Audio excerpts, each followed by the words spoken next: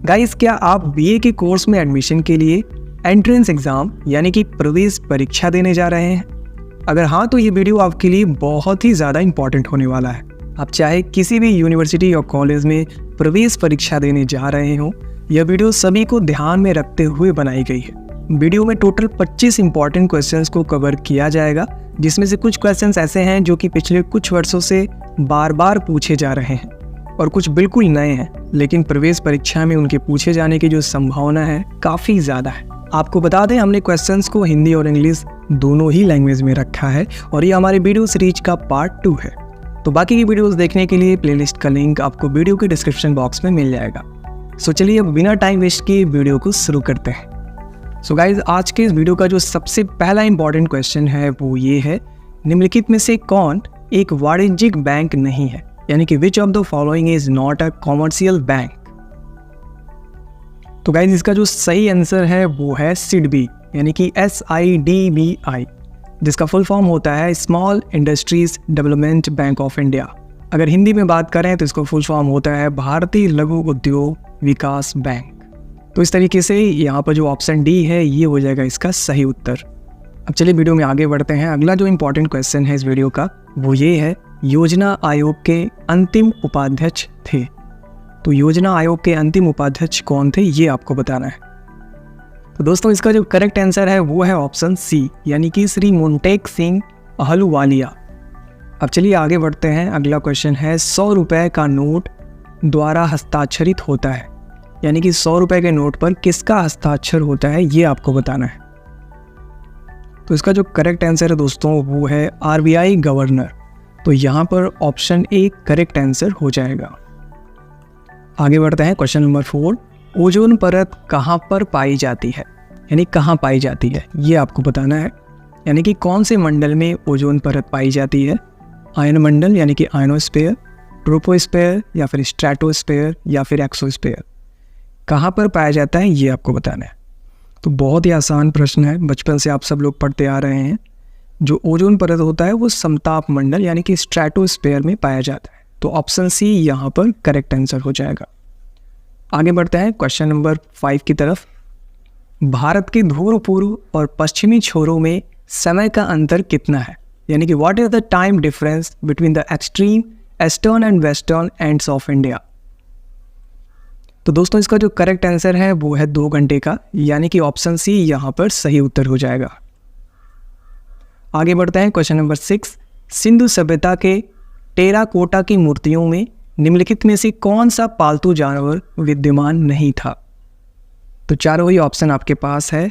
यहाँ पे कौन सा जानवर है जो कि विद्यमान नहीं था वो आपको बताना है।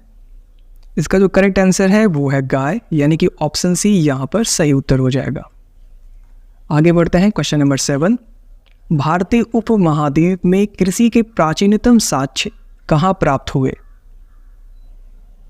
तो दोस्तों, भारतीय उपमहाद्वीप में कृषि के प्राचीनतम साक्ष्य मिले थे मेहरगढ़ से। तो ऑप्शन सी यहाँ पर करेक्ट आंसर हो जाएगा।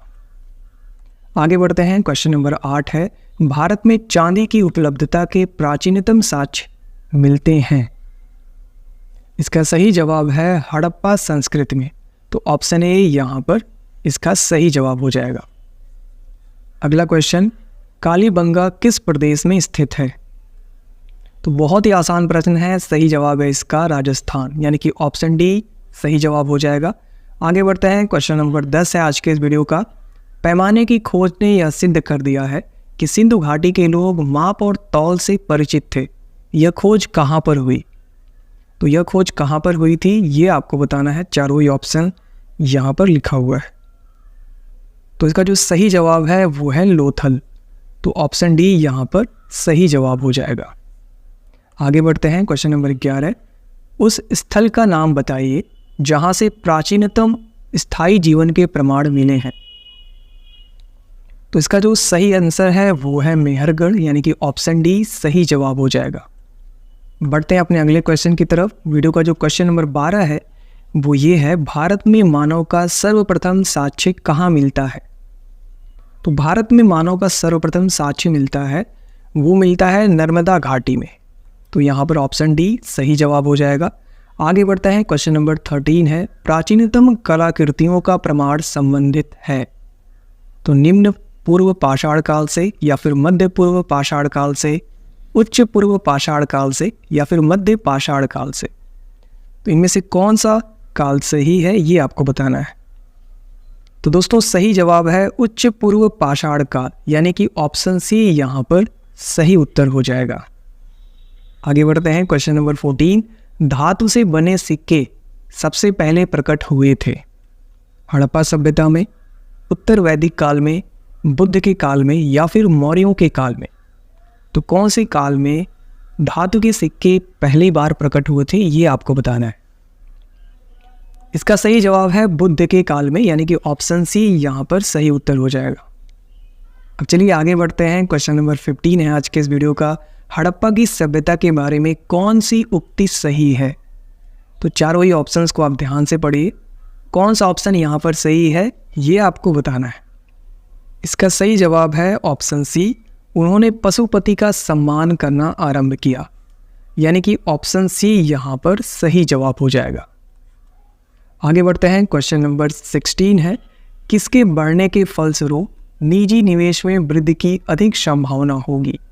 सो गाइस इसका जो करेक्ट आंसर है वो है ऑप्शन सी, नई पूंजी पर अनुमानित प्राप्ति, यानी कि estimated return on new capital. तो ऑप्शन सी यहाँ पर सही जवाब हो जाएगा। अब आगे बढ़ते हैं, वीडियो का क्वेश्चन नंबर 17 है, सेवा क्षेत्र का दूसरा नाम क्या है। तो दोस्तों सेवा क्षेत्र का जो दूसरा नाम है, यानी कि इसको हम लोग तृतीय क्षेत्र के नाम से भी जानते हैं, तो ऑप्शन ए यहाँ पर सही जवाब हो जाएगा।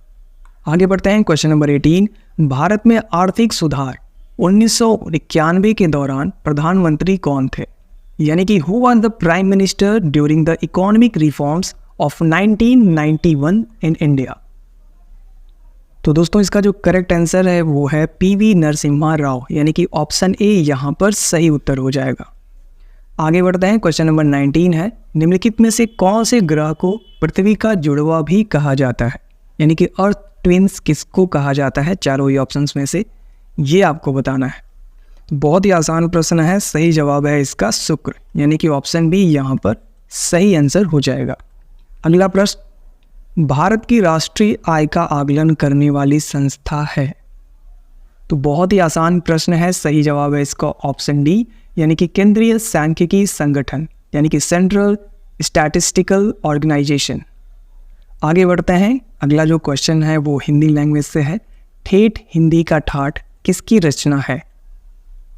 तो ये भी बहुत ही आसान प्रश्न है, सही जवाब है किशोरी दास वाजपेयी, यानी कि ऑप्शन सी यहाँ पर सही उत्तर हो जाएगा। आगे बढ़ते हैं, क्वेश्चन नंबर 22 है, प्रेमचंद्र के अधूरे उपन्यास का नाम है। तो ये भी मुझे लगता है सभी को इसका आंसर पता होगा, सही जवाब है मंगलसूत्र। अब आगे बढ़ते हैं, अगला प्रश्न है आज के इस वीडियो का, महादेवी वर्मा को किस पुस्तक पर ज्ञानपीठ पुरस्कार मिला था। तो महादेवी वर्मा जी को यामा जो पुस्तक इन्होंने लिखा हुआ था उस पर इनको मिला था ज्ञानपीठ पुरस्कार, यानी कि ऑप्शन बी यहाँ पर सही जवाब हो जाएगा। क्वेश्चन नंबर 24 है, यथावर का विलोम शब्द है। तो यथावर का विलोम होता है जंगम, यानी कि ऑप्शन सी यहाँ पर सही जवाब हो जाएगा। अब लास्ट प्रश्न इंग्लिश लैंग्वेज से है, जो कि यहाँ पर नरेशन है। तो यहाँ पर डायरेक्ट स्पीच लिखा हुआ है, इसको आपको इनडायरेक्ट में कन्वर्ट करना है। He said she had been weeping for an hour. तो यहाँ पर ये जो रिपोर्टेड स्पीच है पास्ट परफेक्ट कॉन्टिन्यूअस टेंस में है, तो इसको आपको कैसे चेंज करना है, आई थिंक आप सभी ने रूल्स पढ़ा होगा, उसके अकॉर्डिंग आप देखेंगे तो केवल यहाँ पर दैट लगाना है, और यहाँ पर जो ये प्रोनाउन है ये थर्ड पर्सन में है, तो यहाँ पर कोई भी चेंजेस नहीं होगा। करेक्ट आंसर हो जाएगा ऑप्शन डी, यानी कि he said that she had been weeping for an hour. तो उम्मीद है इस वीडियो में जितने भी क्वेश्चंस मैंने आप सबको बताया है आप सभी को अच्छे से समझ में आ गया होगा। तो जैसा कि मैंने आपको बताया ये जो वीडियो था ये हमारे वीडियो सीरीज का पार्ट 2 था। तो यदि आप पूरी वीडियो सीरीज देखना चाहते हैं तो उसका लिंक इसी वीडियो के डिस्क्रिप्शन बॉक्स में दिया गया है, वहाँ से आप उसे चेकआउट कर सकते हैं। और उसके साथ ही साथ यदि अभी तक आपने हमारे व्हाट्सएप और टेलीग्राम चैनल को ज्वाइन नहीं किया है तो उसका भी लिंक इसी वीडियो के डिस्क्रिप्शन बॉक्स में दिया गया है, तो आप चाहें तो उसे भी ज्वाइन कर सकते हैं। सो गाइस आज के वीडियो में सिर्फ इतना ही, बहुत ही जल्द मिलते हैं अपने नेक्स्ट वीडियो में, तब तक के लिए wish you all the best.